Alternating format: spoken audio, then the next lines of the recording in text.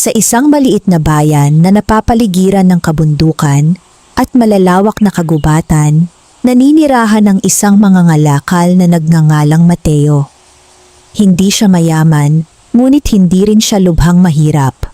Araw-araw ay naglalakbay siya mula sa isang nayon patungo sa iba pa upang magbenta ng mga tela, palayok, kagamitan sa bahay, at iba pang mga bagay na kailangan ng mga tao. Kilalang masipag si Mateo. Madalas siyang gumising bago pa sumikat ang araw upang ihanda ang kanyang kariton. 2 matitibay na kabayo ang humihila rito habang tinatahak niya ang mahahabang daan sa ilalim ng init ng araw o malamig na simoy ng hangin. Ngunit sa kabila ng kanyang sipag, tila hindi siya sinuswerte sa buhay. Tuwing makakaipon siya ng kaunting pera, may bigla namang darating na problema. Minsan ay nasisira ang kanyang kariton. Minsan naman ay nagkakasakit ang isa sa kanyang mga kabayo. May mga pagkakataon ding ninanakawan siya habang naglalakbay. Dahil dito, hindi siya makaahon-ahon sa kahirapan.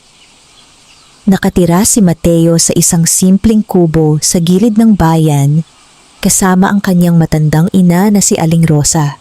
Isang gabi habang sila'y naghahapunan ng sabaw at tinapay, napansin ng kanyang ina ang lungkot sa kanyang mukha. "May mabigat ka bang iniisip, anak?" tanong ni Aling Rosa. Napabuntong hininga si Mateo. "Pakiramdam ko po ay wala nang pagbabago sa buhay ko. Kahit gaano ako magsikap, parang laging may humihila sa akin pababa." Ngumiti ng bahagya ang matanda. "Ang buhay ay parang ilog. Minsan ay mabagal ang agos, minsan naman ay mabilis. Ngunit ang mahalaga ay hindi ka tumitigil sa paglalakbay." Tahimik na tumango si Mateo. Mahal niya ang kanyang ina at malaki ang respeto niya rito. Ngunit sa gabing iyon, hindi maalis sa kanyang isip ang pagod at pagkabigo. Kinabukasan ay maaga siyang bumiyahe patungo sa isang malayong nayon sa kabilang panig ng kagubatan. Mahaba ang kanyang paglalakbay. Habang lumilipas ang oras, lalo siyang napapalayo sa mga kabahayan at napapaligiran ng matataas na puno. Ang kagubatang iyon ay kilala sa maraming alamat. Ayon sa matatanda, may mga nilalang daw na naninirahan doon. May mga engkanto, may mga diwata, at mayroon ding mga duwende. Hindi naniniwala si Mateo sa mga ganoong kwento. Para sa kanya, katang-isip lamang ang lahat ng iyon. Ngunit habang papalalim siya sa kagubatan, tila may kakaibang pakiramdam siyang nararamdaman. Tahimik ang paligid, napakatahimik, walang ibong umaawit, walang hayop na nakikita. Tanging ang paggalaw lamang ng mga dahon ang maririnig. Maya-maya ay napansin niyang tila nawawala siya sa tamang daan. Huminto siya, tumingin sa kanan, tumingin sa kaliwa. Ngunit hindi niya makita ang landas na karaniwan niyang dinaraanan. Imposible, bulong niya. Ilang taon na niyang tinatahak ang rutang iyon. Hindi siya dapat maligaw, ngunit habang sinusubukan niyang hanapin ang tamang direksyon, lalo lamang siyang napapalayo. Lumipas ang 1 oras, 2 oras, unti-unti nang lumulubog ang araw. Nagsimulang kabahan si Mateo. Kung hindi siya makalalabas sa kagubatan bago magdilim, mapipilitan siyang magpalipas ng gabi roon. Patuloy siyang naglakad hanggang sa makarating siya sa isang bahagi ng kagubatan na hindi pa niya kailanman nakita. Sa gitna nito ay may napakalaking punong balete. Napakalawak ng mga ugat nito, napakakapal ng katawan nito, at tila napakatanda na nito. Huminto si Mateo. May kakaiba sa puno. Pakiramdam niya ay may nagmamasid sa kanya Biglang may kumislap na liwanag malapit sa mga ugat. Napakunot noo siya. Akala niya ay namamalikmata lamang siya dahil sa pagod. Ngunit maya-maya ay muli niyang nakita ang liwanag. At pagkatapos ay isa pa. At isa pa. Dahan-dahan siyang lumapit. Habang papalapit siya, napansin niyang tila may maliit na pintuang nakaukit sa pinakailalim ng punong balete. Napahinto siya. Hindi siya makapaniwala sa kanyang nakikita. Ang pintuan ay kasinlaki lamang ng isang bata, ngunit malinaw na isa itong tunay na pinto. Lumang bahay ba ito? Tanong niya sa sarili. Nang akmang lalapit pa siya, biglang bumukas ang maliit na pinto. Napaatras si Mateo. Mula sa loob ay lumabas ang isang nilalang na hindi hihigit sa 2 talampakan ng taas. Mahaba ang balbas nito, matalas ang mga mata, nakasuot ito ng berdeng kasuotan at may pulang sombrero. Natigilan si Mateo dahil alam niyang hindi ito tao. Isa itong duwende. Hindi siya makapagsalita, hindi siya makagalaw. Nakatingin lamang siya sa kakaibang nilalang. Ngunit ang higit na ikinagulat niya ay ang pagngiti nito. Sa wakas, sabi ng duwende, lumipas ang napakaraming taon bago may dumating na tao rito. Napakurap si Mateo. Hindi niya alam kung maniniwala ba siya sa kanyang nakikita. Totoo ka ba? Tanong niya. Natawa ang duwende. Mas totoo pa kaysa sa inaakala mo. Nagkatinginan sila ng ilang sandali. Pagkatapos ay lumapit ang duwende. Hindi alam ni Mateo kung dapat ba siyang tumakbo o manatili. Ngunit may kakaibang kabaitan sa mga mata ng nilalang. Ako si Doro, sabi nito. At ikaw ay si Mateo. Nanlaki ang mga mata ng mga ngalakal. Paano mo nalaman ang pangalan ko? Ngumiti si Doro. Marami akong alam. Lalong nagtaka si Mateo. Ngunit bago pa siya makapagtanong muli, nagsalita ang duwende. Pagod ka na, naliligaw ka, at may mabigat kang dinadala sa puso. Tahimik si Mateo. Parang binabasa ng nilalang ang kanyang isip. Halika, sabi ni Doro, may ipapakita ako sa iyo. Nag-alinlangan ang mga ngalakal, ngunit nanaig ang kanyang kuryosidad. Sumunod siya sa duwende papasok sa maliit na pintuan. At sa sandaling makatawid siya rito, agad siyang natigilan. Hindi niya inaasahan ang kanyang nakita. Sa kabilang panig ng pintuan ay hindi maliit na silid ang naroon. Sa halip ay isang napakalawak na lugar. Parang ibang mundo. May mga kumikislap na halaman. May maliliit na ilog na tila gawa sa pilak. May mga bulaklak na nagbibigay ng banayad na liwanag. At sa malayo ay may mga bahay na yari sa kristal at kahoy. Hindi makapaniwala si Mateo. Pakiramdam niya ay nasa panaginip siya. Nasaan tayo? Tanong niya. Sa kaharian ng mga duwende, sagot ni Doro. Unti-unting naglakad si Mateo habang pinagmamasdan ang paligid. Lahat ng kanyang nakikita ay lampas sa kanyang imahinasyon. Habang naglalakad sila, napansin niyang maraming duwende ang nakatingin sa kanya. May ilan na ngumiti. May ilan na tila nagtataka at mayroon ding tila nag-aalala. Napansin iyon ni Mateo. Bakit parang kakaiba ang tingin nila sa akin? Huminto si Doro. Nagkaroon ng seryosong ekspresyon ng kanyang mukha dahil ikaw ang taong matagal na naming hinihintay. Napatigil si Mateo. Ako? Tumango ang duwende. May paparating na malaking panganib. At ikaw lamang ang maaaring makatulong sa amin. Lalong naguluhan si Mateo. Isa lamang siyang simpleng mangangalakal. Wala siyang kapangyarihan, wala siyang espesyal na kakayahan. Ngunit habang nakatingin siya sa seryosong mukha ni Doro, naramdaman niyang magsisimula na ang isang paglalakbay na magbabago sa kanyang buhay magpakailanman. At sa unang pagkakataon matapos ang maraming taon, naramdaman niyang may kakaibang pag-asa na muling sumisibol sa kanyang puso. Matagal na nakatitig si Mateo kay Doro habang pinoproseso ang lahat ng kanyang narinig. Hindi niya maunawaan kung bakit siya, isang karaniwang mangangalakal, ang sinasabing makatutulong sa isang buong kaharian ng mga duwende. Sa kanyang isip ay tila napakaraming tanong na sabay-sabay na humihingi ng kasagutan. Nagkakamali kayo, sabi niya sa wakas. Isa lamang akong mangangalakal. Wala akong kakayahang magligtas ng kahit sino. Ngunit nanatiling kalmado si Doro. Alam kong iyan ang iniisip mo. Lahat naman ng tao ay may kakayahang gumawa ng dakilang bagay kapag dumating ang tamang panahon. Nagpatuloy sila sa paglalakad sa loob ng mahiwagang kaharian. Habang lumalalim sila sa lugar, mas marami pang kababalaghan ang nakita ni Mateo. May mga halamang kumikislap sa iba't ibang kulay. May mga paru-parong tila yari sa salamin. May mga munting hayop na hindi pa niya kailanman nakita. Ang ilan ay may pakpak. Ang iba naman ay may gintong balahibo. Ang buong paligid ay puno ng buhay at mahika. Sa gitna ng kaharian ay nakatayo ang isang malaking gusali yari sa kristal. Kumikinang ito sa ilalim ng kakaibang liwanag ng langit. Naroon ang aming pinuno, sabi ni Doro.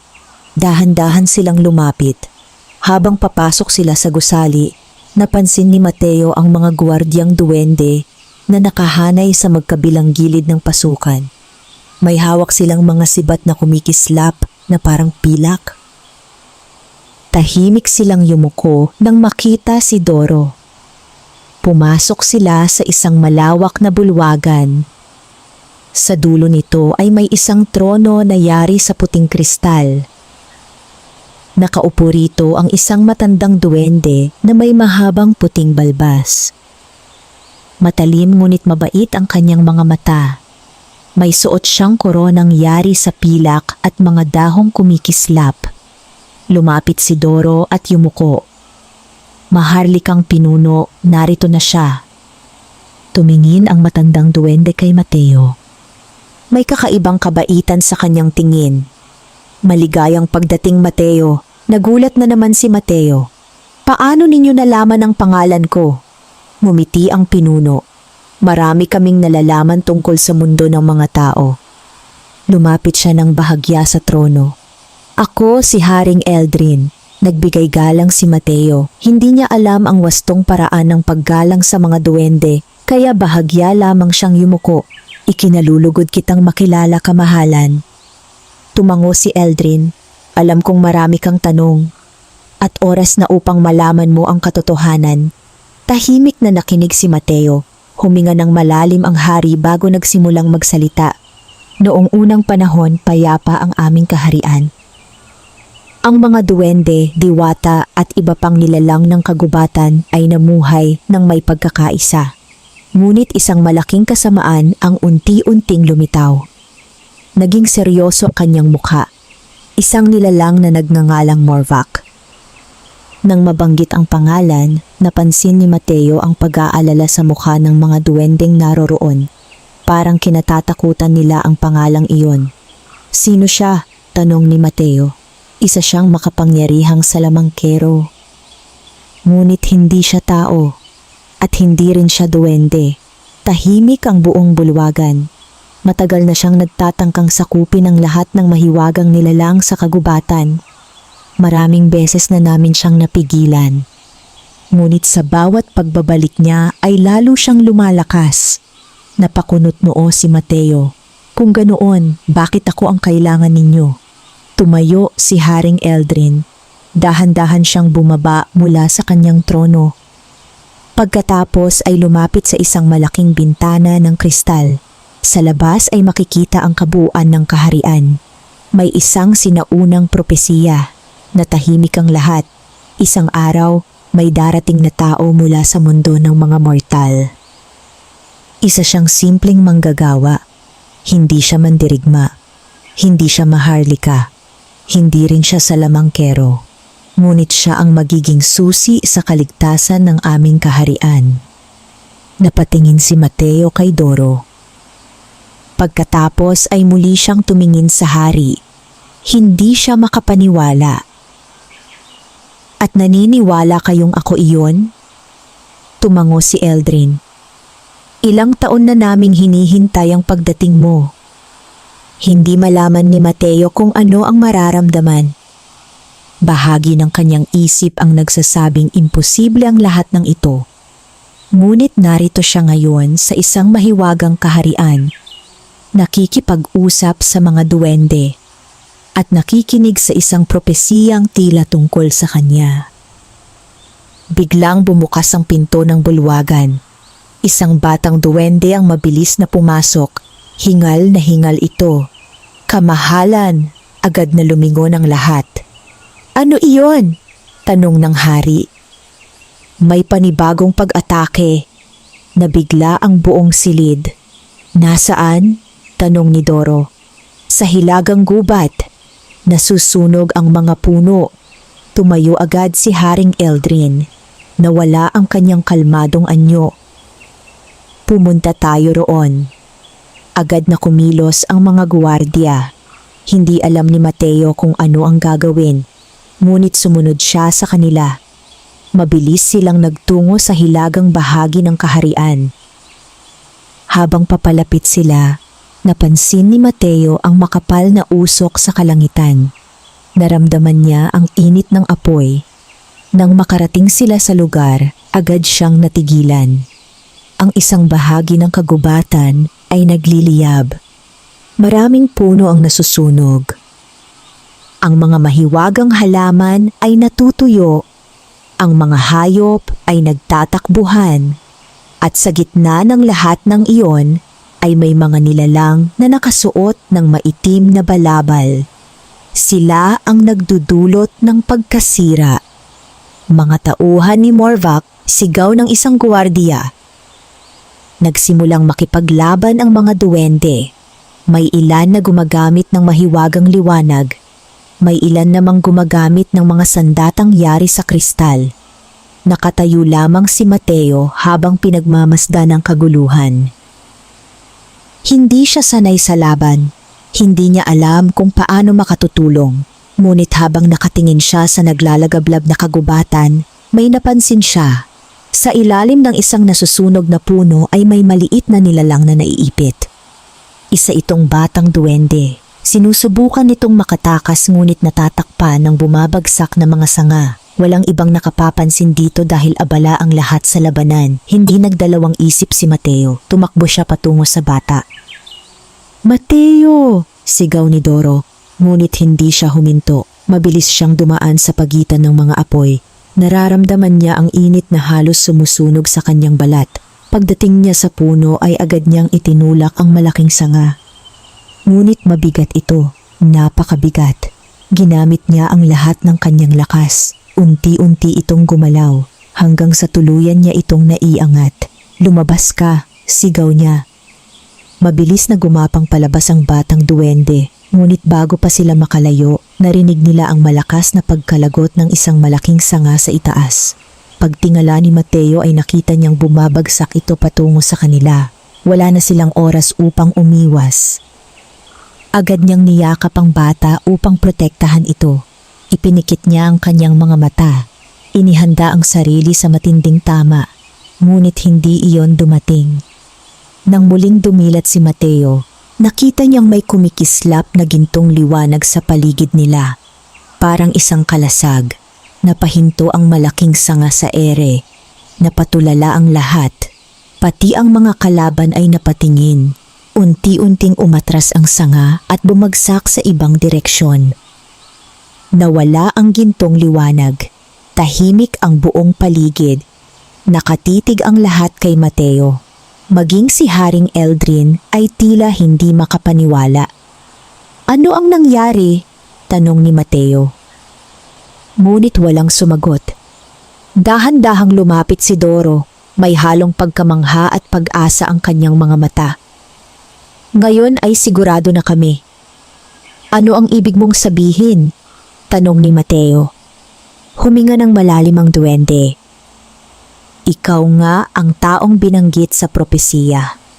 At sa unang pagkakataon, nagsimulang maniwala si Mateo na maaaring may mas malaking dahilan kung bakit siya dinala ng tadhana sa mahiwagang kaharian ng mga duwende. Matapos ang labanan sa hilagang gubat, dahan-dahang bumalik ang katahimikan sa kaharian ng mga duwende.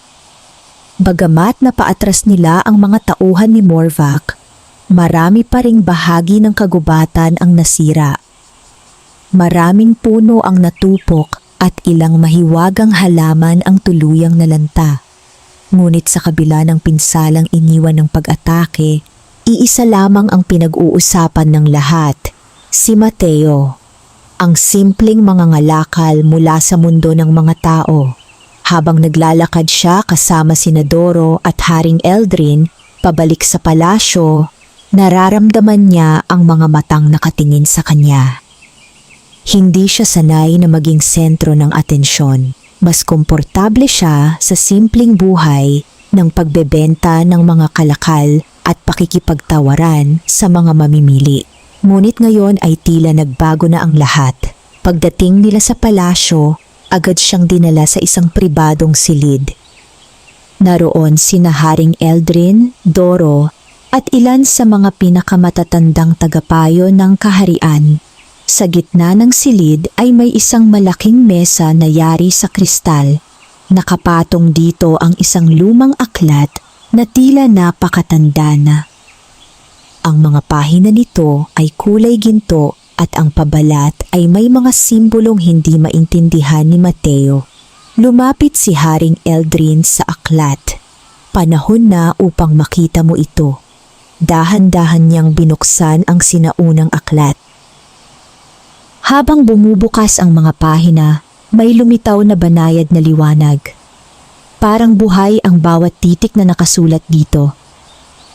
Huminto ang hari sa isang pahina. Pagkatapos ay itinuro niya ang isang larawan. Lumapit si Mateo. At agad siyang natigilan. Ang nasa larawan ay isang tao. Isang lalaking may hawak na kakaibang liwanag sa kanyang mga kamay. Napapalibutan siya ng mga duwende at sa kanyang likuran ay may malaking aninong tila sumisimbolo sa kadiliman.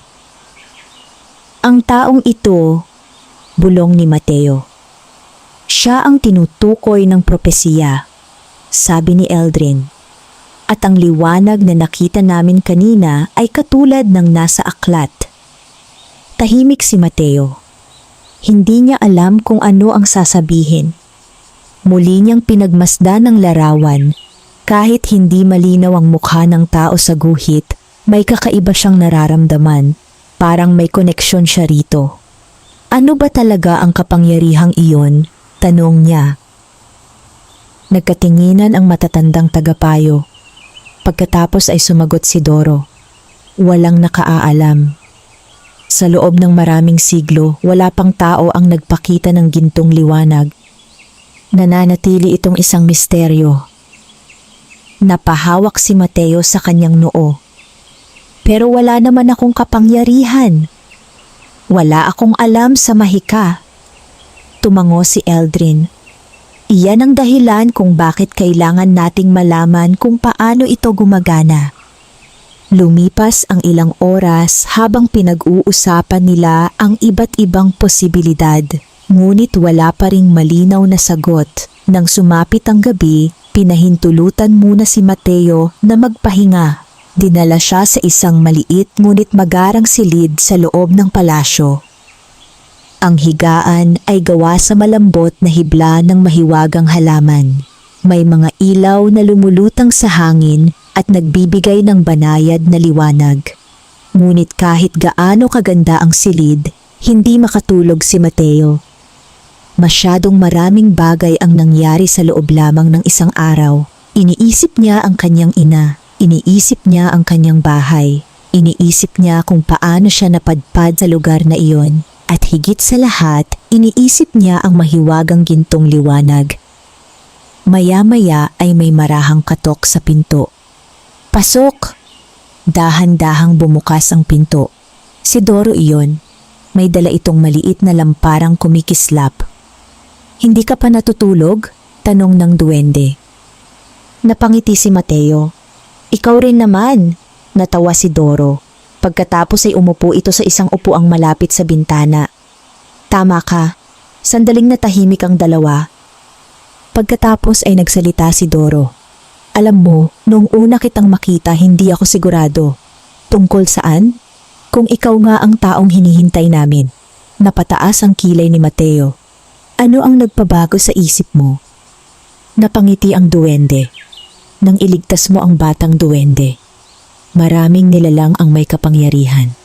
Ngunit hindi lahat ay may mabuting puso. Tahimik na napatingin si Mateo sa sahig.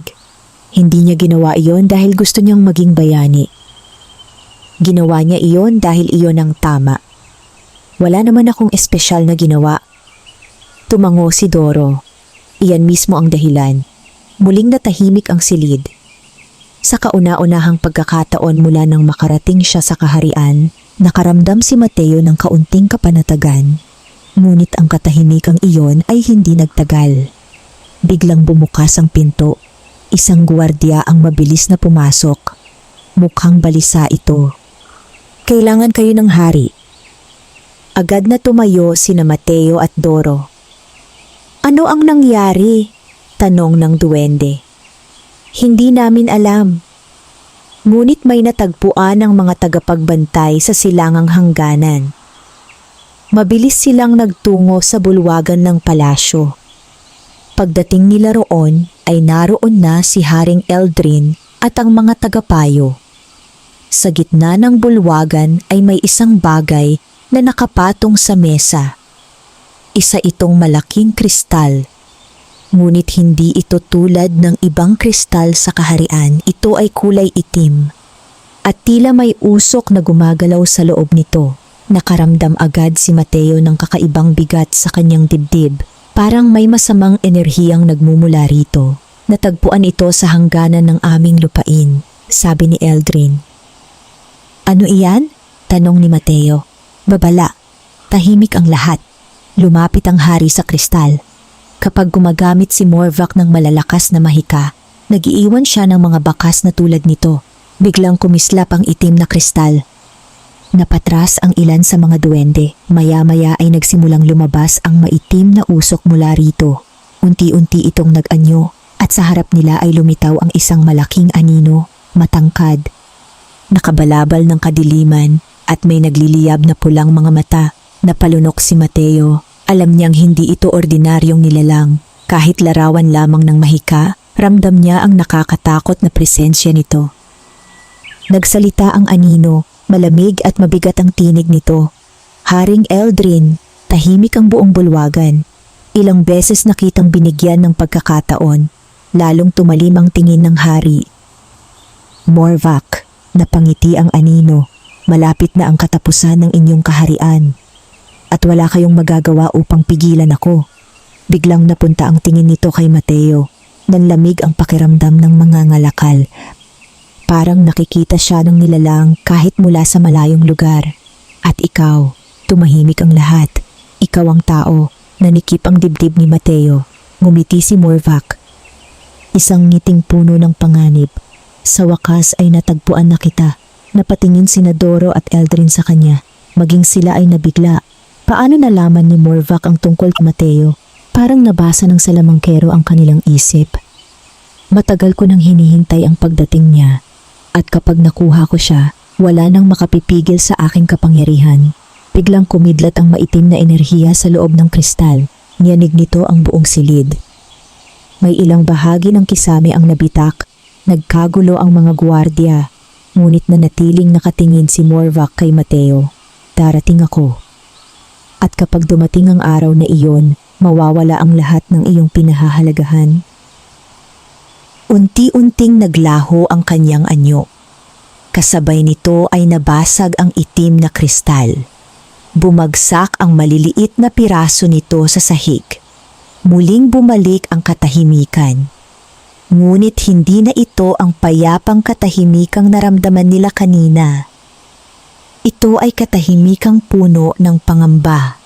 Dahan-dahang lumapit si Haring Eldrin kay Mateo. Mukhang mas mabilis kumilos si Morvac kaysa sa inaasahan namin. Tahimik na tumango si Mateo. Ngayon ay malinaw na sa kanya. Hindi na siya basta naligaw lamang sa kagubatan. May dahilan kung bakit siya narito. May dahilan kung bakit lumitaw ang gintong liwanag. At may dahilan kung bakit siya hinahanap ng pinakamakapangyarihang kaaway ng kaharian. Sa unang pagkakataon, tunay niyang naramdaman ang bigat ng misyong nakaatang sa kanyang mga balikat. At sa malayong bahagi ng kagubatan, sa isang lugar na hindi naaabot ng liwanag, isang pares ng pulang mata ang nakatingin sa kalangitan. Tahimik na naghihintay, tahimik na nagpaplano, at unti-unting papalapit ang panganib. Hindi naging madali para kay Mateo ang mga sumunod na araw. Mula nang lumitaw ang mensahe ni Morvac sa loob ng itim na kristal, tila nabalot ng pangamba ang buong kaharian ng mga duwende. Dumoble ang pagbabantay ng mga guwardya sa bawat hangganan. Ang mga tagapagmasid ay ipinadala sa iba't ibang bahagi ng kagubatan upang bantayan ang anumang kilos ng mga tauhan ng salamangkero. Samantala, si Mateo ay nanatili sa palasyo. Bagamat maayos ang pagtrato sa kanya ng lahat, hindi niya maiwasang makaramdam ng pagkailang. Pakiramdam niya ay may malaking responsibilidad na inilagay sa kanyang mga balikat nang hindi man lamang niya nauunawaan kung bakit. Isang umaga, ipinatawag siya ni Haring Eldrin. Agad siyang nagtungo sa bulwagan kasama si Doro. Naroon din ang mga matatandang tagapayo ng kaharian. Sa gitna ng silid ay nakalatag ang isang lumang mapa. Lumapit si Mateo.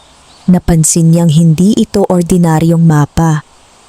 May mga bahagi rito na kumikislap at gumagalaw na parang buhay. Mateo, sabi ng hari, natagpuan namin ang isang bagay sa aming mga sinaunang talaan. Tahimik siyang nakinig. Itinuturo ng mga tala na ang lihim ng gintong liwanag ay maaaring matatagpuan sa isang lugar na tinatawag na lambak ng unang liwanag. Napakunot noo si Mateo. Ano ang lugar na iyon? Isang matandang tagapayo ang sumagot. Isa itong sinaunang banal na lugar. Noong unang panahon, doon nagtipon ang mga nilalang ng kagubatan upang pangalagaan ang balanse ng mahika sa buong lupain. Itinuro niya ang isang bahagi ng mapa, ngunit napakalayo nito. At maraming panganib ang naghihintay sa daan. Tahimik na pinagmasdan ni Mateo ang mapa. Kung naroon ang sagot, kailangan nating puntahan. Napangiti si Doro. Alam kong sasabihin mo iyan. Tumayo si Haring Eldrin. Kung gayon, magsisimula kayo bukas. Nabigla si Mateo. Kami? Tumango ang hari. Hindi ka maaaring maglakbay ng mag-isa. Ipapadala ko si Doro bilang iyong kasama. Agad namang tumayo ng tuwid ang duwende. Isang karangalan, kamahalan. At may isa pang sasama sa inyo. Bumukas ang malaking pinto ng bulwagan. Pumasok ang isang babaeng duwende. Mahaba ang kanyang kulay pilak na buhok. Matalas ang kanyang mga mata. May suot siyang magaan ngunit matibay na kasuotan ng mga mandirigma. Sa kanyang likuran ay nakasukbit ang isang pana at lalagyan ng mga palaso. Tahimik siyang lumapit. Ako si Lyra, sabi niya. Tagapagbantay ng silangang kagubatan. Tumango si Mateo bilang pagbati. Napansin niyang tila seryoso ang babae at hindi gaanong palabati. Si Lyra ang isa sa pinakamahuhusay naming taga-subaybay, paliwanag ni Eldrin. Makakatulong siya sa inyong paglalakbay. Tinanggap ni Mateo ang pasya. Alam niyang mas mabuti nang may kasama kaysa maglakbay nang mag-isa sa mga lugar na hindi niya kilala. Kinagabihan ay naghanda sila para sa paglalakbay. Nagbigay ang mga duwende ng pagkain, tubig at ilang kagamitang maaaring makatulong sa kanilang misyon. Habang inaayos ni Mateo ang kanyang dala, may kumatok sa kanyang silid. Pagbukas niya ng pinto ay nakita niya ang batang duwendeng iniligtas niya noong araw ng pag-atake.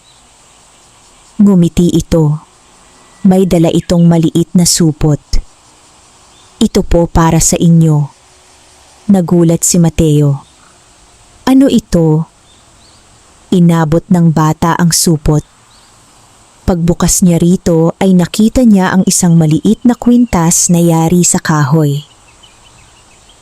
May nakaukit na simbolong hindi niya maintindihan. Regalo po iyan ng aming pamilya. Nais naming magpasalamat. Napangiti si Mateo. Maraming salamat. Masayang tumango ang bata bago tumakbo palayo. Matagal na pinagmasdan ni Mateo ang kwintas. Pagkatapos ay isinabit niya ito sa kanyang leeg. Maagang-maaga kinabukasan ay nagsimula ang kanilang paglalakbay. Iniwan nila ang kaharian ng mga duwende habang unti-unting sumisikat ang araw. Sa unahan ay si Lyra, sa gitna ay si Mateo, at sa likuran ay si Doro na tila walang kapagurang nagsasalita. Ikinuwento nito ang iba't ibang alamat ng kagubatan. Minsan ay natatawa si Mateo. Minsan naman ay hindi niya alam kung seryoso ba ang mga kwento nito o hindi. Lumipas ang buong maghapon, tinahak nila ang mga makikipot na landas sa pagitan ng matatandang puno. Tumawid sila sa maliliit na ilog at umakyat sa mabababang burol. Pagsapit ng gabi ay nagtayo sila ng kampo sa tabi ng isang malinaw na batis. Habang kumakain sila ng hapunan, biglang nagsalita si Lyra.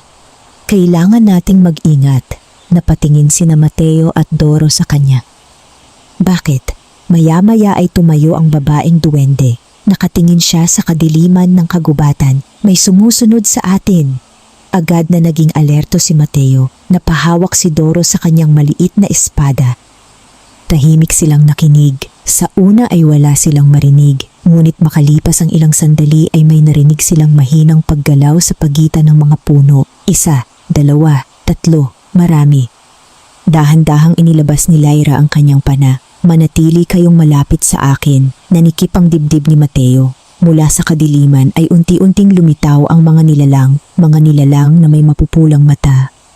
Matatangkad, payat, at balot ng maitim na usok ang kanilang mga katawan. Hindi sila tao, hindi rin sila hayop. Napaatras si Doro. Mga anino. Agad na pinakawalan ni Lyra ang isang palaso. Tumama ito sa isa sa mga nilalang. Ngunit hindi ito bumagsak. Parang dumaan lamang ang palaso sa katawan nito. Lalong lumapit ang mga nilalang. Naramdaman ni Mateo ang kakaibang lamig sa paligid.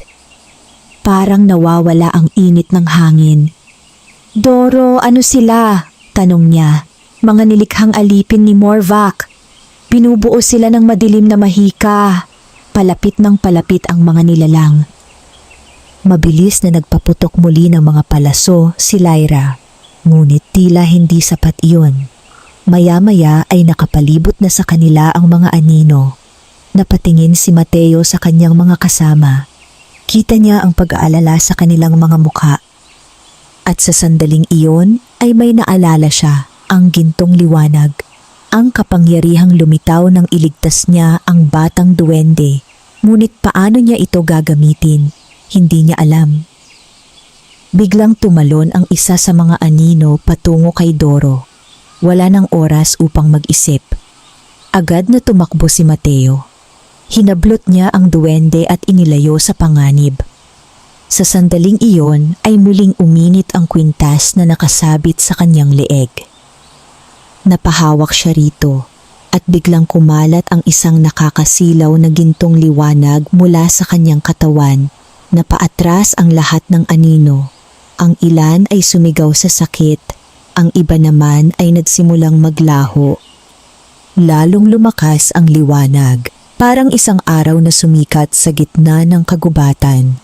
Unti-unting naglaho ang mga nilalang hanggang wala nang natira kahit isa. Pagkatapos ay biglang nawala ang liwanag. Napaluhod si Mateo, hingal na hingal siya. Parang naubos ang kanyang lakas. Mabilis na lumapit sina Doro at Lyra. "Ayos ka lang ba?" tanong ni Doro. Tumango si Mateo kahit nahihirapan. Napatingin si Lyra sa kanya. Sa unang pagkakataon ay nakita niya ang paghanga sa mga mata ng mandirigma. Hindi ordinaryong mahika ang taglay mo. Tahimik na napatingin si Mateo sa kwintas sa kanyang leeg. Napansin niyang bahagyang kumikislap ang simbolong nakaukit dito at sa kanyang puso ay lalo niyang naramdaman na may mas malalim pang lihim na naghihintay na matuklasan. Sa malayo, sa loob ng isang madilim na tore, nakatayo si Morvac sa harap ng isang malaking salamin ng mahika. Nasaksihan niya ang buong pangyayari. Unti-unti siyang ngumiti. Hindi ngiti ng pagkatalo, kundi ngiti ng isang taong lalo lamang naging interesado. "Magaling, Mateo. Tunay ngang ikaw ang susi." At habang patuloy ang kanilang paglalakbay patungo sa lambak ng unang liwanag, isang mas malaking pagsubok ang unti-unting naghihintay sa kanila sa unahan. Madilim pa ang kalangitan nang magising si Mateo kinabukasan. Tahimik ang paligid. Ang malamig na simoy ng hangin ay marahang dumaraan sa pagitan ng mga puno, habang ang apoy sa kanilang kampo ay halos maging abo na lamang. Hindi siya agad nakabangon. Nakaupo lamang siya sa tabi ng batis habang pinagmamasdan ng malinaw na tubig. Paulit-ulit na bumabalik sa kanyang isip ang nangyari noong nakaraang gabi. Muli niyang nagamit ang mahiwagang gintong liwanag. Ngunit hindi pa rin niya alam kung paano ito lumilitaw. Hindi niya alam kung saan ito nanggagaling. At higit sa lahat, hindi niya alam kung hanggang saan ang kapangyarihan nito. Maya-maya ay lumapit si Doro. May dala itong maliit na tasa ng mainit na tsaa. "Inumin mo ito." Tinanggap iyon ni Mateo. "Salamat." Tahimik silang naupo sa tabi ng batis. Pagkaraan ng ilang sandali ay nagsalita ang duwende. "Nag-aalala ka." Napangiti ng bahagya si Mateo. "Halata ba?" "Masyado." Napabuntong hininga siya. "Hindi ko alam kung bakit ako. Kung talagang may propesiya, bakit isang ordinaryong mangangalakal ang pinili?" Sandaling nag-isip si Doro bago sumagot. "Minsan ang pinakamatitibay na puno ay hindi iyong pinakamalaki, kundi iyong nakayanang mabuhay sa gitna ng bagyo." Tahimik na napaisip si Mateo. Hindi siya nakasagot. Maya-maya ay nagising na rin si Lyra. Matapos ang maikling paghahanda, ipinagpatuloy nila ang kanilang paglalakbay. Habang lumalalim sila sa kagubatan, napansin ni Mateo na unti-unting nagbabago ang paligid. Mas matatangkad ang mga puno, mas makapal ang mga ugat, at mas kakaiba ang mga halamang kanilang nadaraanan. May mga bulaklak na nagbubukas lamang kapag dinaraanan nila. May mga halamang tila umiilaw sa bawat hakbang. Bandang tanghali ay nakarating sila sa isang malawak na bangin. Huminto silang tatlo. Napakunot noo si Mateo. Napakalalim ng bangin. Hindi niya makita ang ilalim nito. Sa kabilang panig ay makikita ang pagpapatuloy ng kanilang landas. Ngunit may isang problema. May tulay na nag-uugnay sa magkabilang panig. At tila napakaluma nito. Ang mga lubid ay kupas na. Ang mga tabla ay mukhang marurupok. Parang anumang oras ay maaari itong bumigay. "Ito ang tulay ng mga alaala," sabi ni Lyra. Napatingin si Mateo sa kanya. "Bakit ganun ang tawag dito?" Tahimik na sumagot si Doro. Dahil sinusubok nito ang puso ng sinumang tatawid. Lalong nagtaka si Mateo. "Ano ang ibig mong sabihin?" Bago pa makasagot ang duwende, biglang kumislap ang tulay. At may mahiwagang liwanag na kumalat sa paligid. Nanlaki ang mga mata ni Mateo. Maya-maya ay naglaho ang kagubatan sa kanyang paningin. Napalitan ito ng isang pamilyar na tanawin. ang kanyang kubo, ang kanyang tahanan at ang kanyang ina. Natigilan siya, parang tunay ang lahat. Nakita niya si Aling Rosa na nakaupo sa harap ng bahay. Mukhang mahina at may sakit. Anak, mahinang tinig iyon ng kanyang ina. Agad na kumabog ang kanyang dibdib. Inay! Sinubukan niyang lapitan ito, ngunit may hindi nakikitang pader na humahad lang sa kanya. Nakita niyang umuubo ang matanda, lalong nanghina, at tila wala man lamang kasama. Parang pinabayaan. Nanikip ang dibdib ni Mateo. Pakiramdam niya ay totoo ang lahat. Na habang siya ay nasa mahiwagang paglalakbay, naghihirap ang kanyang ina sa kanilang bahay. Anak! Muling tawag ng matanda. Napapikit si Mateo. Gusto niyang tumakbo. Gusto niyang umuwi. Gusto niyang iwan ang lahat upang puntahan ang kanyang ina. Ngunit naalala niya ang sinabi ni Doro.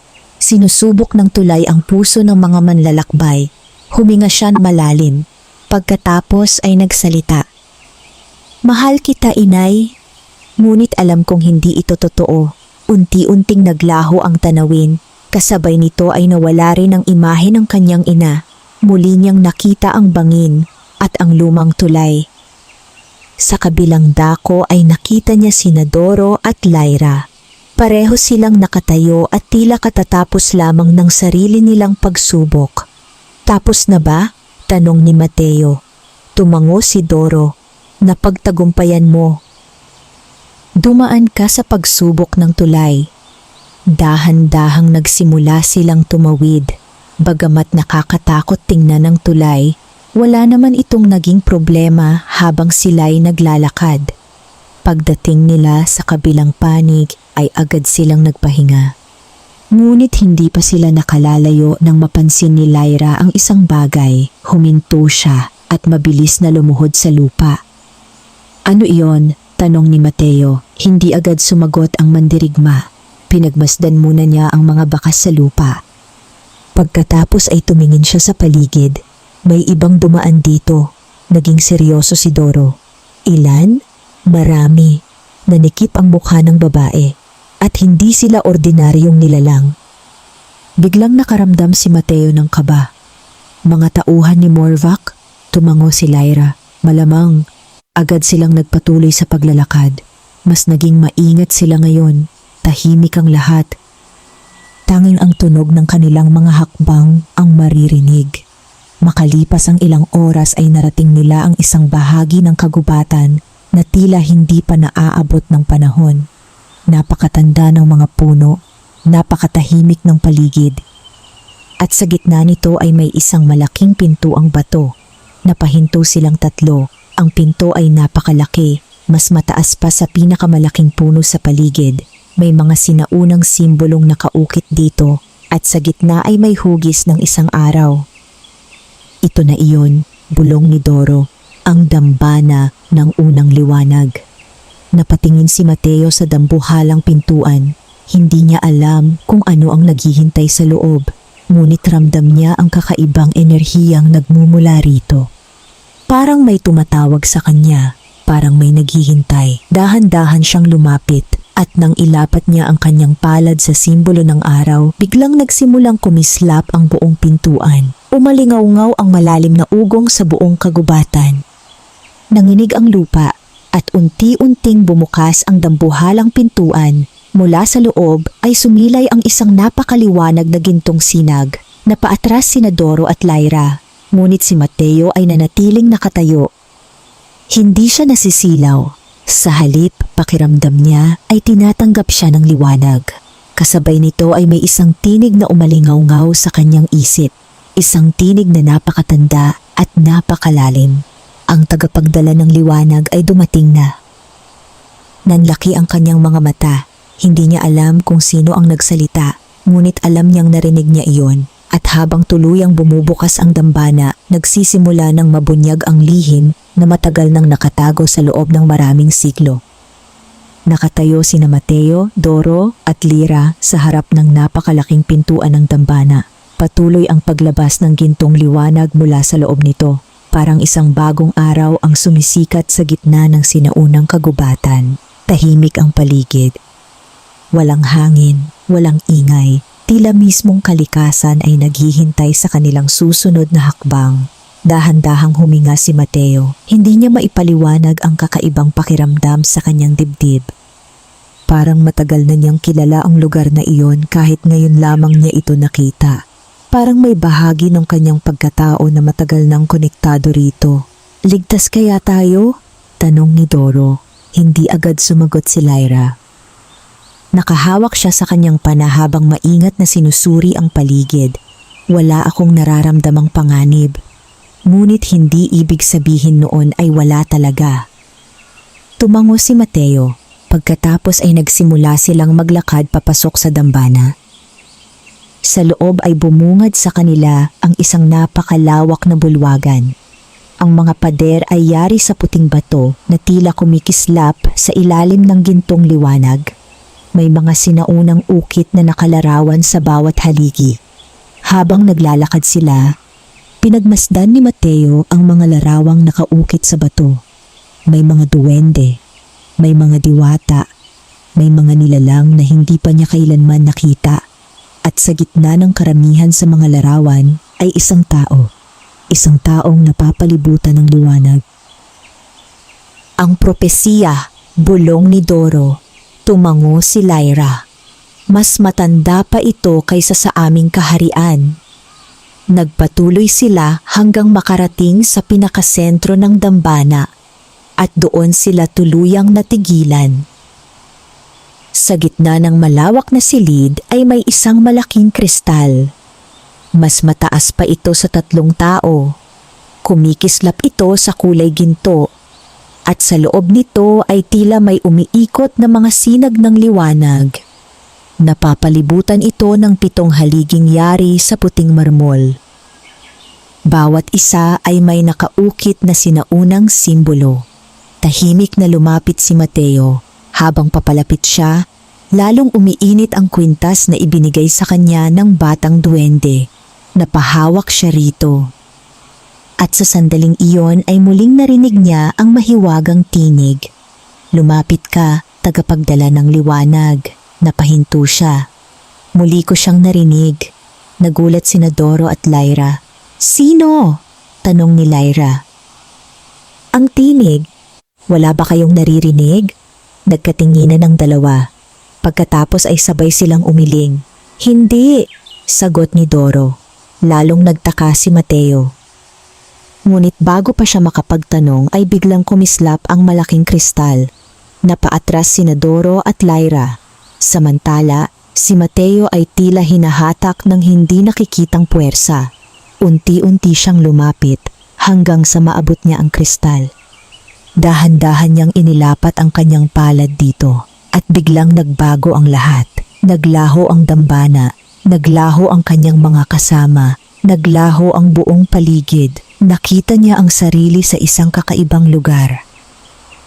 Napakalawak nito, puro liwanag lamang ang makikita at sa kanyang harapan ay may isang matandang nilalang na nakasuot ng mahabang puting kasuotan.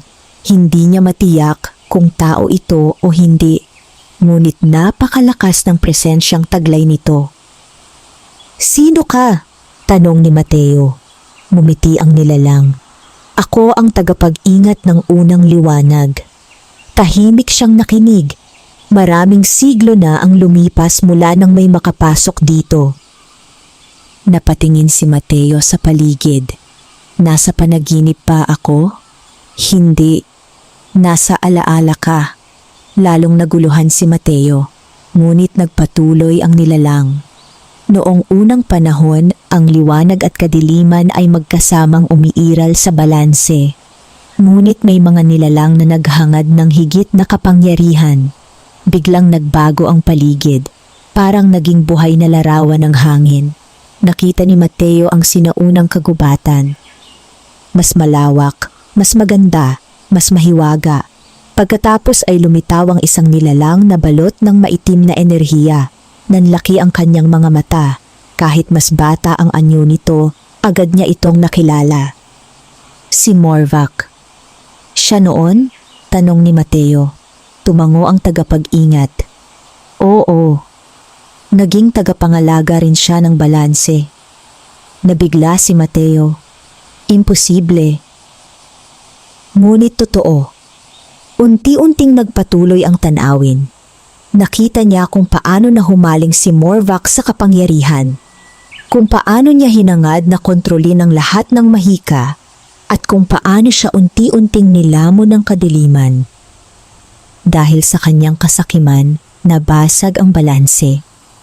At mula noon ay hindi na siya tumigil sa paghahangad ng higit pa. Natahimik si Mateo. Ngayon ay mas nauunawaan na niya kung bakit napakapanganib ng salamangkero. Hindi ito basta masamang nilalang. Isa itong taong piniling sundan ang maling landas. Pagkatapos ay muling nagbago ang tanawin. Sa pagkakataong ito ay nakita niya ang isang lalaking nakabalot sa gintong liwanag. Hindi niya makita ang mukha nito. Ngunit hawak nito ang isang mahiwagang baston. Sino siya? Tanong ni Mateo. Ang unang tagapagdala ng liwanag. Tulad mo. Nanlaki ang kanyang mga mata. Tulad ko? Tumango ang tagapag-ingat. Ang liwanag ay hindi kapangyarihang natututunan. Hindi ito minamana. Hindi rin ito ninanakaw. Pinipili nito ang pusong karapat-dapat. Tahimik na napayuko si Mateo. Hindi niya alam kung karapat-dapat nga ba siya. Isa lamang siyang ordinaryong tao. Marami rin siyang kahinaan, marami rin siyang pagkakamali. Parang nabasa ng tagapag-ingat ang kanyang iniisip. Walang perpektong tagapagdala. Ang tunay na lakas ay hindi nagmumula sa pagiging perpekto, kundi sa pagpiling gumawa ng tama kahit mahirap. Unti-unting lumapit ang matandang nilalang at iniabot nito ang isang maliit na bagay. Isang kristal, kulay ginto. Maliit lamang ito ngunit tila naglalaman ng napakalaking enerhiya. Ito ang puso ng liwanag, ang susi upang lubos mong maunawaan ang iyong kapangyarihan. Dahan-dahang tinanggap iyon ni Mateo.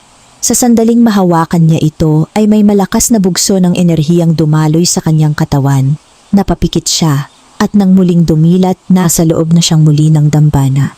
Nagulat sina Doro at Lyra. Mateo! Mabilis silang lumapit. Ayos ka lang ba? Tanong ni Lyra. Tumango siya, ngunit agad niyang napansin ang isang bagay. Nasa kanyang kamay ang gintong kristal. Hindi pa naginip ang lahat. Totoo ang nangyari. Biglang umugong ang buong dambana. Nanginig ang sahig. May malalakas na bitak na lumitaw sa mga pader. Ano iyon? Sigaw ni Doro. At bago pa sila makasagot, isang napakalakas na pagsabog ang nagmula sa pasukan ng dambana. Nagbagsakan ang mga bato. Umalingaw-ngaw ang mabibigat na yabag. Pagkatapos ay may isang malamig na tinig na sumira sa katahimikan. Sa wakas, nanigas si Mateo. Kilalang kilala niya ang tinig na iyon. Dahan-dahan siyang lumingon. At sa gitna ng usok at mga guho ay nakita niya ang isang matangkad na nilalang na balot ng maitim na kapa. Nag-aalab ang mapupula nitong mga mata at sa kanyang paligid ay umiikot ang maitim na mahika.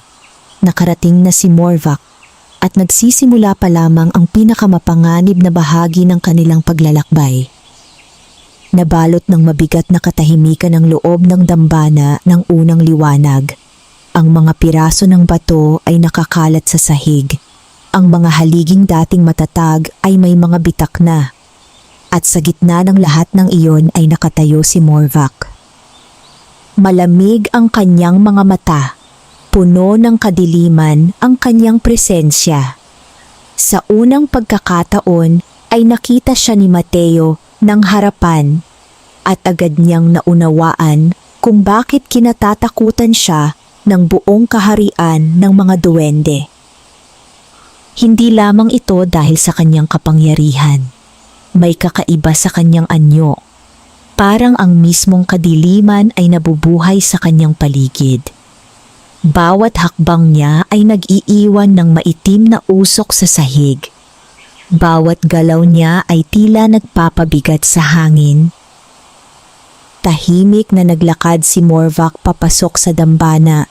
Pagkatapos ay huminto siya ilang hakbang mula sa kanila. Nakatitig siya kay Mateo sa kamay ng mga ngalakal sa gintong kristal. Sa puso ng liwanag, ngumiti ang salamangkero. Mas mabilis mo iyong nakuha kaysa sa inaasahan ko.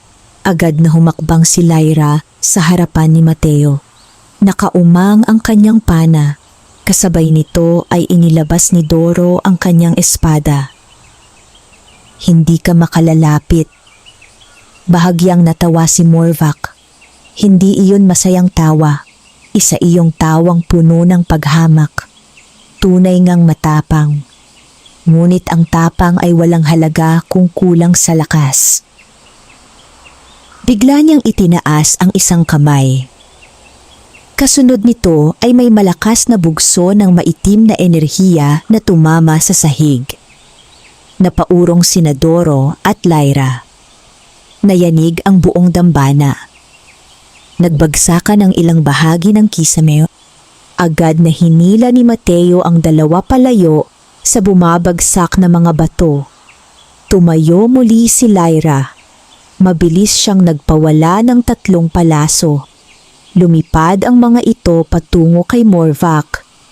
Ngunit bago pa man makarating ang mga palaso ay natunaw ang mga ito sa hangin. Parang nilamon ng kadiliman. Hindi man lamang gumalaw ang salamangkero. Sayang. Mahusay sana ang iyong layunin. Sabay taas muli ng kanyang kamay. Mula sa kanyang palad ay lumabas ang isang maitim na alon. Tumama ito kay Lyra, napaatras ang mandirigma. Bumagsak siya sa sahig. "Lyra!" sigaw ni Doro. Mabilis itong tumakbo patungo sa kanya, samantala ay nanatiling nakatayo si Mateo. Mahigpit niyang hawak ang gintong kristal. Hindi siya mandirigma, hindi siya salamangkero. Ngunit alam niyang wala silang ibang pagpipilian. Lumapit si Morvac. 1, 2, 3 hakbang. "Alam mo ba kung bakit kita hinahanap?" Tahimik si Mateo. Hindi niya inalis ang tingin sa salamangkero. "Dahil ikaw lamang ang natitirang hadlang. Kapag nasa akin na ang puso ng liwanag, wala nang makapipigil sa akin." Napahigpit ang hawak ni Mateo sa kristal. "Hindi ko ito ibibigay." Ngumiti si Morvac. "Talaga ba?" Biglang lumitaw sa paligid nila ang maitim na usok. Unti-unti itong nag-anyong mga larawan. At nakita ni Mateo ang kanyang tahanan, ang kanilang maliit na kubo, ang kanyang ina. Nanlaki ang kanyang mga mata, tila totoong-totoo ang tanawin. Nakita niyang nag-iisa si Aling Rosa, mahina, malungkot, at tila may sakit. "Nakikita mo ba?" tanong ni Morvac. Naramdaman ni Mateo ang paninikip ng kanyang dibdib. Isang salita lamang. "Ibigay mo sa akin ang kristal at ililigtas ko siya." Tahimik ang buong dambana. Maging sina Doro at Lyra ay nabigla. Alam nilang isa lamang ilusyon iyon. Ngunit napakatotoo ng pagkakagawa. Muli niyang nakita ang kanyang ina. Nakita niyang tila nahihirapan itong huminga. Parang unti-unti itong nanghihina. "Mateo," mahinang tawag ng matanda. Nanginginig ang mga kamay ng mga ngalakal. Gusto niyang tumakbo. Gusto niyang maniwala. Gusto niyang iligtas ang kanyang ina. Ngunit sa kaibuturan ng kanyang puso ay alam niyang may mali. Napapikit siya. At naalala niya ang mga sinabi ng kanyang ina noong mga panahong siya ay pinanghihinaan ng loob. Ang tunay na lakas ay hindi nasusukat sa dami ng iyong kayamanan. kundi sa mga tamang desisyong ginagawa mo kahit mahirap. Dahan-dahan niyang iminulat ang kanyang mga mata. At buong tapang siyang tumingin kay Morvac. Hindi mo siya kayang gamitin laban sa akin. Nawala ang ngiti ng salamangkero. Unti-unting naglaho ang ilusyon. Kasabay nito ay nagliwanag ang gintong kristal. Mas maliwanag kaysa dati. Napaatras si Morvac. Sa unang pagkakataon ay nakita ni Mateo ang pagkagulat sa kanyang mukha. Imposible. Mula sa kristal ay kumalat ang gintong enerhiya. Unti-unti nitong pinaliliwanag ang buong dambana. Nagningning ang mga sinaunang simbolo sa mga haligi. Nagsimulang kumislap ang sahig at mula sa hangin ay lumitaw ang mga sinaunang titik ng liwanag. Napatingin si Doro sa paligid. Nagigising ang dambana. Lalong lumakas ang liwanag. At sa gitna nito ay muling narinig ni Mateo ang tinig ng tagapag-ingat. Huwag mong katakutan ang liwanag. Ikaw ang daan nito. Biglang dumaloy ang kakaibang init sa kanyang katawan. Hindi na ito tulad ng mga nakaraang pagkakataon. Mas malinaw, mas kontrolado, mas malakas. Itinaas niya ang kanyang kamay. At mula rito ay lumabas ang isang sinag ng gintong enerhiya. Direktang tumama ito sa maitim na mahika ni Morvac. Nagbanggaan ang dalawang puwersa, liwanag laban sa kadiliman. Nayanig ang buong dambana. Nagliyab ang hangin sa pagitan nila. Ngunit hindi nagtagal ay umatras si Morvac. Hindi dahil natalo siya, kundi dahil tila may bagay na kanyang napagtanto. Muli siyang ngumiti, ngunit ibang ngiti na ito. Mas malamig, mas mapanganib. Ngayon ay sigurado na ako. Tahimik siyang nakatingin kay Mateo. Ikaw nga. Napakunot noo si Mateo. Ano ang ibig mong sabihin? Ngunit hindi sumagot ang salamangkero. Sa halip ay itinaas nito ang kanyang kamay. Muling kumapal ang maitim na usok sa paligid niya. Unti-unti siyang nilamon nito. Bago siya tuluyang mawala ay muli siyang nagsalita. Malapit na tayong magkita muli. At sa susunod, nasa akin na ang lahat ng kailangan ko. Pagkatapos ay naglaho siya. Kasabay nito ay bumalik ang katahimikan. Ngunit hindi ito katahimikan ng tagumpay. May mabigat na pakiramdam na nanatili sa loob ng dambana. Parang may mas malaking panganib na paparating. Dahan-dahang lumapit sina Doro at Lyra kay Mateo. Ayos ka lang ba? Tanong ni Lyra. Tumango siya. Ngunit napansin niyang may kakaiba sa puso ng liwanag. May lumitaw na bagong simbolo sa ibabaw nito. Isang simbolong hindi niya pa nakikita noon. Napansin din iyon ni Doro. At biglang namutla ang duwende. Ano iyon? Tanong ni Mateo. Hindi agad sumagot si Doro.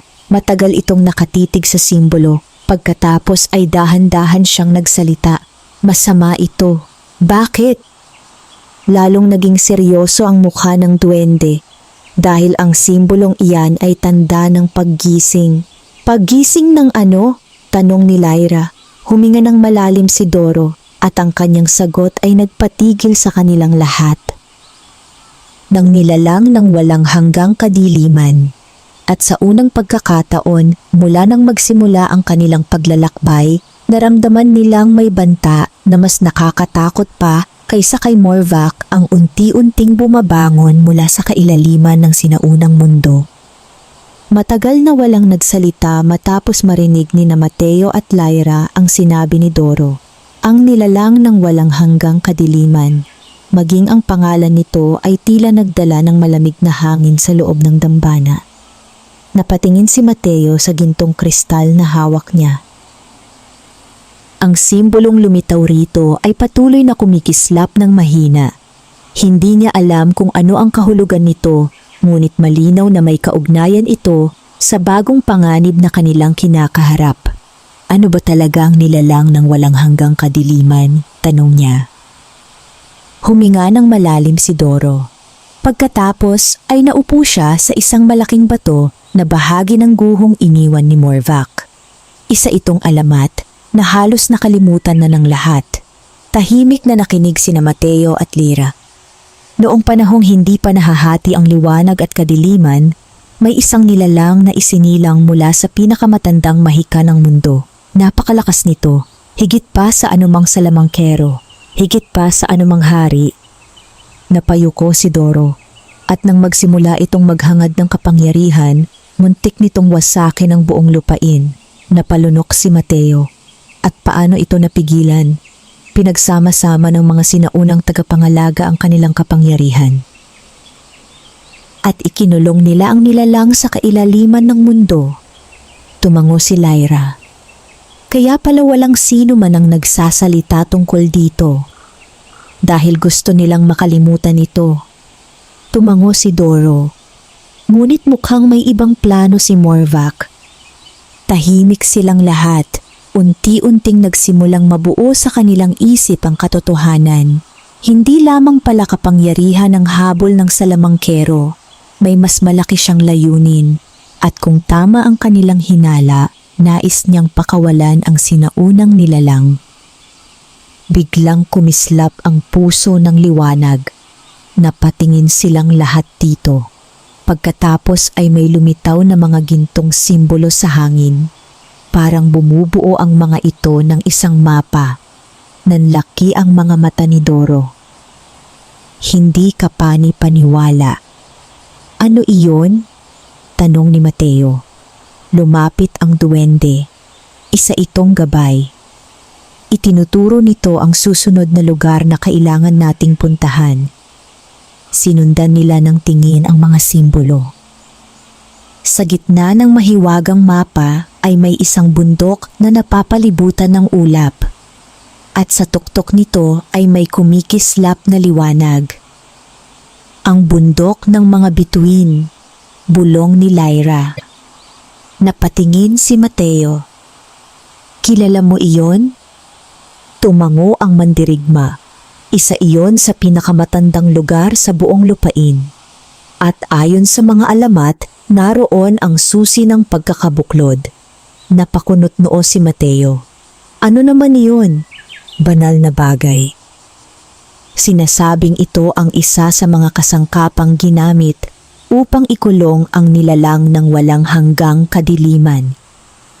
Tahimik na nagkatinginan silang tatlo. Mukhang malinaw na ngayon ang kanilang susunod na hakbang. Kailangan nilang mahanap ang susi bago ito maagaw ni Morvac. Makalipas ang ilang oras ay iniwan nila ang dambana. Muli silang naglakbay sa malawak na kagubatan. Ngunit ngayon ay mas mabigat ang kanilang dala. Hindi lamang dahil sa panganib, kundi dahil alam nilang maaaring nakasalalay sa kanila ang kapalaran ng buong lupain. Lumipas ang 2 araw ng paglalakbay. Tumawid sila sa mga ilog, naglakad sa mabatong daan at dumaan sa makakapal na kagubatan. Habang papalapit sila sa bundok ng mga bituin, lalo nilang napapansin ang pagbabago sa paligid. Maraming bahagi ng kagubatan ang tila namamatay. Nalalanta ang mga halaman, nawawala ang mga hayop. At may mga lugar na balot ng kakaibang maitim na usok. Umaabot na rito ang impluensya ni Morvac, sabi ni Lyra. Tahimik na tumango si Mateo. Hindi niya nagustuhan ang kanyang nakikita. Parang unti-unting nilalamon ng kadiliman ng mundo. Pagsapit ng 3 gabi ay nagkampo sila sa paanan ng bundok. Habang nagpapahinga, napansin ni Mateo ang isang maliit na liwanag sa kalayuan. Sa una ay inakala niyang alitap-tap lamang, ngunit unti-unti itong lumapit. Hanggang sa makita niyang isa pala itong maliit na ibon. Kakaiba ang ibon. Ang mga balahibo nito ay kumikislap na parang mga bituin. Tahimik itong lumapag sa kanyang balikat. Nagulat sina Doro at Lyra. Isa itong ibong tala, bulong ni Doro. Bihira silang makita. Parang hindi natatakot ang ibon kay Mateo. Sa halip ay tila may nais itong iparating. Maya-maya ay lumipad ito. Pagkatapos ay huminto sa isang direksyon at muling tumingin kay Mateo. Parang may gusto itong ipakita, sabi niya. Tumango si Lyra. Subaybayan natin. Agad silang sumunod sa ibon. Naglakad sila sa madilim na bahagi ng kagubatan hanggang makarating sa isang lihim na kuweba. Napahinto silang tatlo. Sa loob ng kuweba ay may mahinang liwanag. Dahan-dahan silang pumasok at pagdating nila sa pinakaloob ay natigilan sila. May isang matandang nilalang na nakaupo roon. Mahaba ang puting buhok nito, nakasuot ng sinaunang kasuotan, at may hawak na tungkod na yari sa kristal. Unti-unti nitong iminulat ang kanyang mga mata. At agad na napatingin kay Mateo. Sa wakas, tahimik ang buong kuweba. Nakarating ka rin. Nagulat si Mateo. Kilala mo ako? Ngumiti ang matanda. Higit pa sa inaakala mo. Lumapit ito ng bahagya. Ako si Arkan. Isa ako sa mga huling tagapag-ingat ng sinaunang kaalaman. Napatingin sina Doro at Lyra sa isa't isa. Mukhang kilala nila ang pangalan. Akala namin ay isa ka ng alamat, sabi ni Doro. Bahagyang natawa ang matanda. Maraming tao ang ganoon ang iniisip. Pagkatapos ay bumaling siya kay Mateo. Nasa iyo ang puso ng liwanag. Tumango ang mga ngalakal. Oo, at nasa iyo rin ang kapalaran ng mundong ito. Muling bumigat ang hangin. Lumapit si Arkan. Pagkatapos ay itinaas niya ang kanyang tungkod. Biglang lumitaw sa hangin ang isang imahe. At ang kanilang nakita ay nagpayanig sa kanilang lahat. Isang napakalaking nilalang, mas malaki pa sa bundok, balot ng kadiliman, may nagliliyab na mga mata at nakatanikala sa ilalim ng lupa. Nanlamig si Mateo. Ano iyan? Mabigat ang naging sagot ni Arkan. Iyan ang nilalang ng walang hanggang kadiliman. Tahimik silang nakatingin sa imahe. Pagkatapos ay nagpatuloy ang matanda. At ang mga tanikalang nakakadena rito ay unti-unti nang nababasag. Napalunok si Mateo. Gaano katagal bago ito makalaya? Sandaling tumahimik si Arkan. Pagkatapos ay tumingin siya sa kanilang lahat. At ang kanyang sagot ay nagdala ng matinding pangamba. Mas maikli kaysa sa inaakala ninyo. At sa labas ng kuweba, sa malayong bahagi ng bundok, isang hukbo ng mga nilalang ni Morvac ang tahimik na papalapit. Hindi nila alam na natagpuan na ng salamangkero ang kanilang kinaroroonan. At bago sumikat ang susunod na araw, magsisimula ang isang labanan na maaaring magtakda ng kapalaran ng buong lupain. Mabigat ang katahimikan sa loob ng kuweba matapos marinig ang babala ni Arkan. Ang larawan ng nilalang ng walang hanggang kadiliman ay nanatiling nakalutang sa hangin sa loob ng ilang sandali bago ito unti-unting naglaho. Ngunit ang takot na iniwan nito ay hindi basta-bastang mawawala. Nakatayo si Mateo habang pinagmamasdan ang lugar. Sa unang pagkakataon mula nang magsimula ang kanyang paglalakbay, tunay niyang naunawaan kung gaano kalaki ang panganib na kanilang kinakaharap.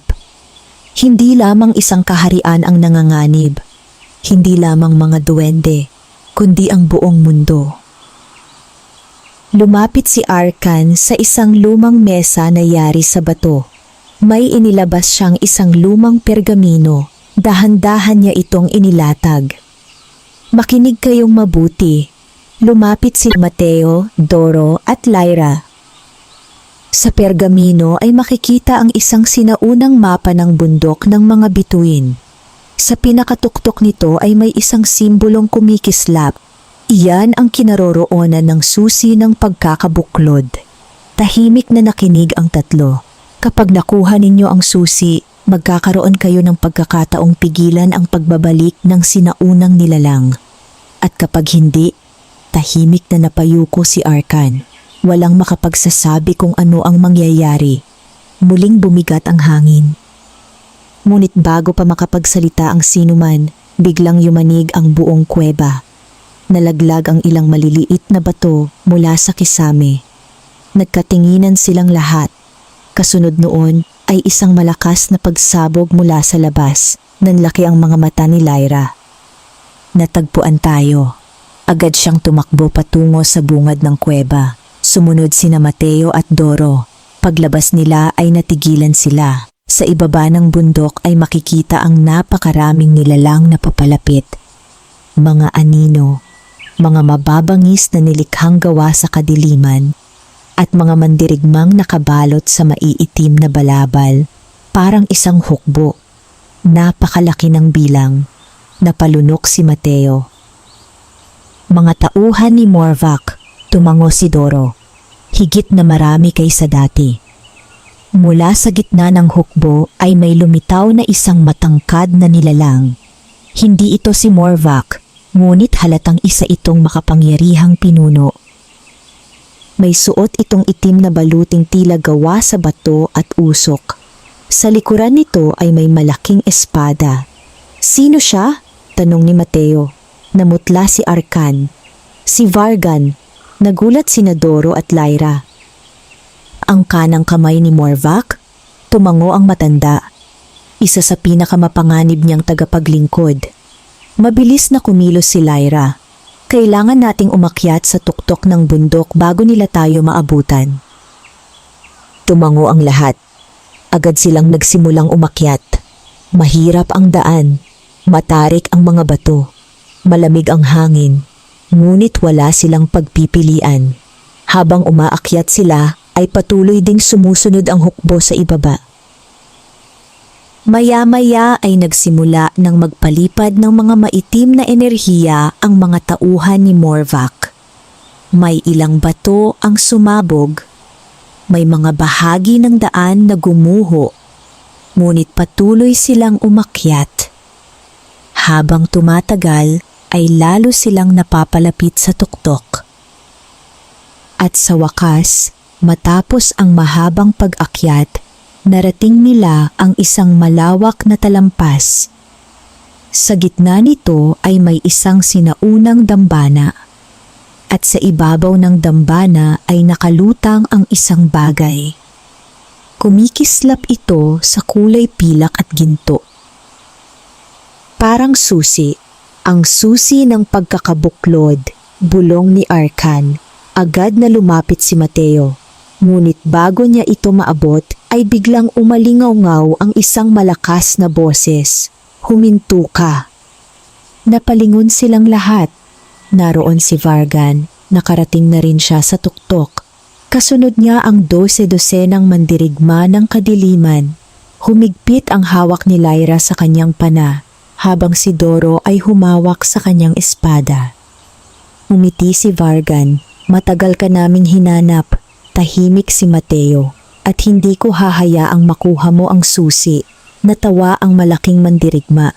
Kung gayon ay kailangan mo itong ipaglaban. Biglang sumugod ang kanyang hukbo. Agad na pinakawalan ni Lyra ang kanyang mga palaso. Sunod-sunod na tumama ang mga ito sa mga kalaban. Samantala ay mabilis na sumalakay si Doro gamit ang kanyang espada. Maging si Arkan ay gumamit ng sinaunang mahika. Nagliwanag ang kanyang tungkod, at may mga sinag na tumama sa mga nilalang ng kadiliman. Ngunit napakarami ng kanilang kalaban. Patuloy ang pagdating ng mga ito. Patuloy ang kanilang pagsugod. Sa gitna ng kaguluhan ay nakipaglaban si Vargan kay Mateo. Bagamat hindi man dirigma ang mga ngalakal, ginagamit niya ang lakas ng puso ng liwanag upang pigilan ang higanteng kalaban. Nagbanggaan ang liwanag at kadiliman. Nayanig ang buong talampas. Paulit-ulit na umatake si Vargan, at bawat hampas ng kanyang espada ay kayang magwasak ng bato. Muntik nang matamaan si Mateo ng ilang ulit. Ngunit patuloy siyang lumalaban. Hindi para sa kanyang sarili, kundi para sa lahat ng umaasa sa kanya. Biglang napansin niya ang susi ng pagkakabuklod. Nakalutang pa rin ito sa ibabaw ng dambana. Parang naghihintay, parang tumatawag. At sa kanyang isip ay muli niyang narinig ang sinaunang tinig. Abutin mo ito. Huminga siya ng malalim. Pagkatapos ay tumakbo patungo sa dambana. Pigilan siya! Sigaw ni Vargan. Agad na sumugod ang mga kalaban. Ngunit hinarang sila ni Doro at Lyra. Ibinigay nila ang lahat ng kanilang lakas upang mabigyan siya ng pagkakataon. Tumalon si Mateo at sa wakas ay nahawakan niya ang susi ng pagkakabuklod. Sa sandaling iyon ay sumiklab ang napakalakas na gintong liwanag na paatras ang lahat. Maging si Vargan ay napasigaw. Ang liwanag ay kumalat sa buong bundok at sa loob ng ilang sandali ay tila tumigil ang oras. Nakita ni Mateo ang mga larawan ng nakaraan, ang unang tagapagdala ng liwanag, ang mga sinaunang tagapangalaga at ang pagkakakulong ng nilalang ng walang hanggang kadiliman. Pagkatapos ay may isang pangitain na lumitaw. At ang kanyang nakita ay nagpayanig sa kanyang puso. Nakita niya si Morvac, hindi sa kasalukuyan, kundi sa isang lihim na lugar sa kailaliman ng mundo. Nakatayo ito sa harap ng napakalaking pintuang bakal. At isa na lamang tanikala ang natitirang nakakadena sa sinaunang nilalang. Isa na lamang, biglang nawala ang pangitain, muling bumalik ang paligid, napaluhod si Mateo. Mahigpit niyang hawak ang susi. Lumapit sina Doro at Lyra. Ano ang nakita mo? Tanong ni Lyra. Hingal na hingal siyang tumingin sa kanila at mabigat ang kanyang naging sagot. Huli na tayo. Nanlamig ang kanilang mga mukha. Ano ang ibig mong sabihin? Tumingin siya sa malayong kalangitan. At sa sandaling iyon ay umaling-aungaw ang isang napakalakas na ugong mula sa kailaliman ng mundo. Niyanig nito ang buong lupain. Ang mga bundok, ang mga kagubatan, at maging ang kalangitan. Kasabay nito ay may napakalaking haligi ng kadiliman na sumabog mula sa malayong bahagi ng daigdig. Napatingin ang lahat sa direksyong iyon. At alam nilang iisa lamang ang ibig sabihin nito. May nabasag na huling tanikala. At ang kinatatakutang nilalang ay tuluyan ng nagising, niyanig ng napakalakas na ugong ang buong mundo. Mula sa malayong bahagi ng lupain ay patuloy na umaakyat sa kalangitan ang napakalaking haligi ng kadiliman. Ang mga ulap ay umiikot na parang hinahatak ng isang hindi nakikitang puwersa. Ang mga kagubatan ay nanginig, ang mga ilog ay umalon. At maging ang bundok ng mga bituin ay tila natakot sa kapangyarihang kakagising lamang. Tahimik na nakatayo sina Mateo, Doro, Lyra at Arkan habang pinagmamasdan ang nakakatakot na tanawin. Alam nilang nangyari na ang bagay na pinakakinatatakutan nila. Nagising na ang nilalang ng walang hanggang kadiliman. Sa unang pagkakataon ay walang nagsalita, walang makitang pag-asa. Walang malinaw na plano. Tanging ang katotohanan ang buong mundo ay nasa bingit ng kapahamakan. Maya-maya ay huminga ng malalim si Arkan. May natitira pang paraan. Napatingin silang lahat sa kanya. May paraan pa? Tanong ni Lyra. Tumango ang matandang tagapag-ingat. Ngunit napakahirap. Agad na nagsalita si Mateo. Sabihin mo, lumapit si Arkan. Nakatitig siya sa puso ng liwanag at sa susi ng pagkakabuklod na hawak ni Mateo. Ang dalawang ito ay bahagi lamang ng mas malaking kapangyarihan. Napakunot noo si Doro. Ano ang ibig mong sabihin? Nang ikulong ng mga sinaunang tagapangalaga ang nilalang ng walang hanggang kadiliman, ginamit nila ang tatlong banal na kapangyarihan. Itinago ang isa sa loob ng dambana ng unang liwanag. Iyon ang puso ng liwanag. Itinago ang ikalawa sa bundok ng mga bituin. Iyon ang susi ng pagkakabuklod. Tahimik silang nakinig. At ang ikatlo ay matagal nang nawawala. Nanlaki ang mga mata ni Mateo. Nasaan ito? Tumingin si Arkan sa kanya. Nasa loob mo. Natahimik ang lahat. Maging si Mateo ay hindi agad nakapagsalita. Ano? Ngumiti ng bahagya ang matanda. Ikaw ang ikatlong bahagi. Ikaw ang piniling tagapagdala. Unti-unting bumalik sa isip ni Mateo ang lahat ng nangyari mula nang siya ay maligaw sa kagubatan.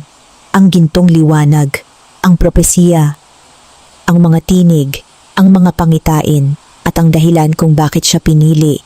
Hindi dahil siya ang pinakamalakas, hindi dahil siya ang pinakamatalino, kundi dahil siya ang naging sisidlan ng kapangyarihang matagal nang naghihintay ng karapat-dapat na puso. Muli nilang sinimulan ang paglalakbay, ngunit ngayon ay hindi na upang maghanap ng sagot, kundi upang iligtas ang mundo. Tinahak nila ang mga kagubatan, tumawid sa mga ilog, at naglakbay ng walang tigil patungo sa pinagmulan ng kadiliman. Habang lumalapit sila ay lalo nilang nasasaksihan ang pinsalang dulot ng paggising ng sinaunang nilalang. Ang mga puno ay natutuyo, ang mga hayop ay nagtatago, at ang kalangitan ay tila nababalot ng dilim. Makalipas ang ilang araw ay narating nila ang isang malawak na kapatagan. Sa gitna nito ay may napakalaking bitak sa lupa. Mula rito ay lumalabas ang maitim na enerhiya, at sa ibabaw ng bitak ay nakatayo si Morvac. Ngumiti siya nang makita sila. Sa wakas, sa kanyang likuran ay unti-unting umaangat ang isang nilalang na mas malaki pa sa anumang nakita ni Mateo. Napakalaki nito. Ang katawan ay tila yari sa usok at anino. Ang mga mata nito ay parang dalawang nagliliyab na buwan. Bawat galaw nito ay nagpapayanig sa lupa, ang nilalang ng walang hanggang kadiliman. Napalunok si Doro. Maging si Lyra ay napahigpit sa kanyang pana. Ngunit hindi umatras si Mateo. Humakbang siya pasulong. Tapos na ito, Morvac? Tumawa ang salamangkero. Ngayon pa lamang ito nagsisimula. Itinaas niya ang kanyang mga kamay at agad na kumalat ang kadiliman sa buong kapatagan. Mula sa paligid ay lumitaw ang napakaraming nilalang ng anino. Nagsimula ang huling labanan. Lumaban sina Doro at Lyra ng buong tapang. Ginamit ni Arkan ang lahat ng natitira niyang mahika. Samantala ay humarap si Mateo kay Morvac. Nagbanggaan ang liwanag at kadiliman. Ang bawat sagupaan ay nagdudulot ng pagsabog ng enerhiya. Ngunit habang tumatagal ang laban, napansin ni Mateo ang isang bagay. Hindi niya matatalo si Morvac sa pamamagitan lamang ng lakas. May mas mahalagang bagay na kailangan. Naalala niya ang mga salita ng kanyang ina. Naalala niya ang mga taong tumulong sa kanya. Naalala niya ang kabutihang nakita niya sa buong paglalakbay. At sa sandaling iyon ay naunawaan niya ang tunay na kahulugan ng liwanag. Hindi ito kapangyarihan. Hindi ito sandata. Ito ay pag-asa. Ito ay kabutihan. Ito ay lakas ng pusong handang magsakripisyo para sa iba. Mahigpit niyang hinawakan ang puso ng liwanag at ang susi ng pagkakabuklod. Biglang sumiklab ang napakalakas na gintong liwanag. Mas maliwanag kaysa araw, napahinto ang lahat. Maging ang nilalang ng walang hanggang kadiliman ay napaatras. Narinig ni Mateo ang tinig ng tagapag-ingat sa kanyang isip. Panahon na. Itinaas niya ang dalawang banal na bagay at buong tapang niyang inilabas ang lahat ng kapangyarihang nasa kanyang puso. Kumalat ang liwanag sa buong mundo. Tinangay nito ang kadiliman. Unti-unting naglaho ang mga nilalang ng anino. Nawasak ang maitim na mahika ni Morvac at sa gitna ng nakakasilaw na liwanag ay sumigaw ang salamangkero. Sinubukan niyang lumaban. Sinubukan niyang pigilan ito. Ngunit hindi niya nagawa.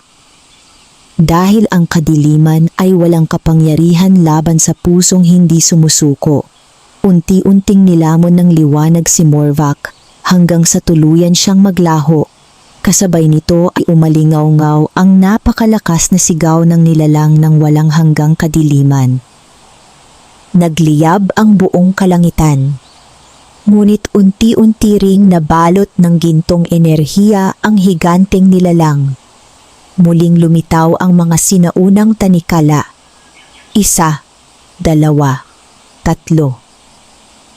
hanggang sa muli itong maikulong sa kailaliman ng mundo. Pagkaraan ng ilang sandali ay bumalik ang katahimikan. Unti-unting naglaho ang kadiliman sa kalangitan. Muling sumikat ang araw.